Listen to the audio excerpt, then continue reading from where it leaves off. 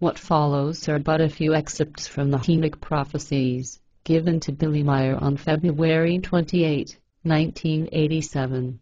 These are a more complete version of the prophecies, which were first given to Meier on November 20, 1981, and which I read in late 1986.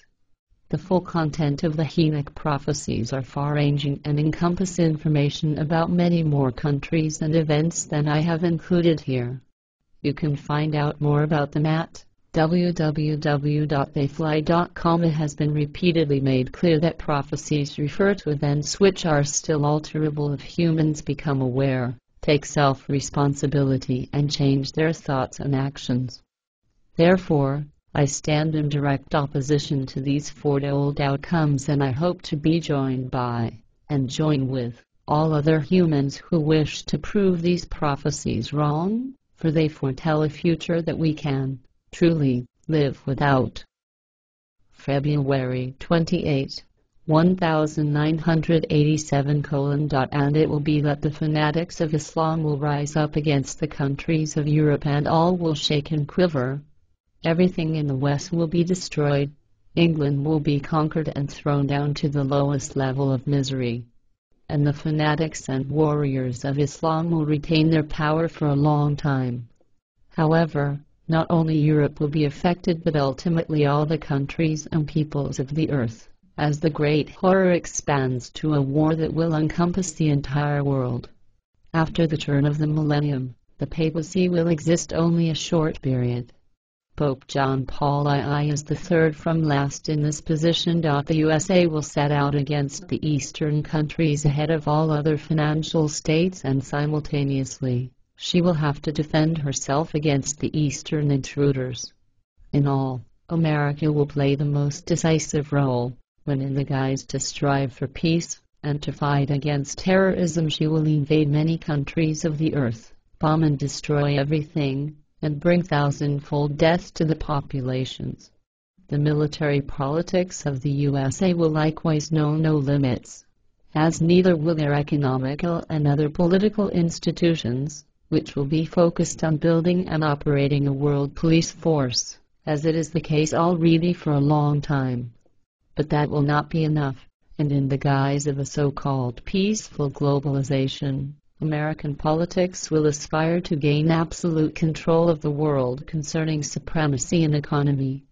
And this will point towards the possibility that a third world war could develop from it, if human beings as a whole will not finally reflect upon reason and become reasonable and undertake the necessary steps against the insane machinations of their governments and military powers as well as their secret services, and call a halt to the power of the irresponsible who have forsaken their responsibility in all areas. In addition, apocalyptic natural catastrophes will occur which will cause all of Europe to shake and tremble. But Europe will continue to exist, even after having suffered enormous destruction.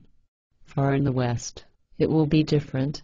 The United States of America will be a country of total destruction. The cause for this will be manifold. With her global conflicts which are continuously instigated by her and which will continue far into the future, America is creating enormous hatred against her worldwide in many countries. As a result, America will experience enormous catastrophes, which will reach proportions barely imaginable to people of Earth. The destruction of the WTC, i.e., the World Trade Center by terrorists, will only be the beginning. Yet all the apocalyptic events will not only be brought about due to the use of unbelievably deadly and destructive weapons, such as chemical, laser, and others, and by cloned murder machines, but in addition to this, the earth and nature, maltreated to the deepest depths by the irresponsible human beings of Earth, will rise up and cause destruction and bring death onto the earth. Enormous firestorms and gigantic hurricanes will sweep over the USA and bring devastation, destruction, and annihilation, as this from time immemorial never before will have happened.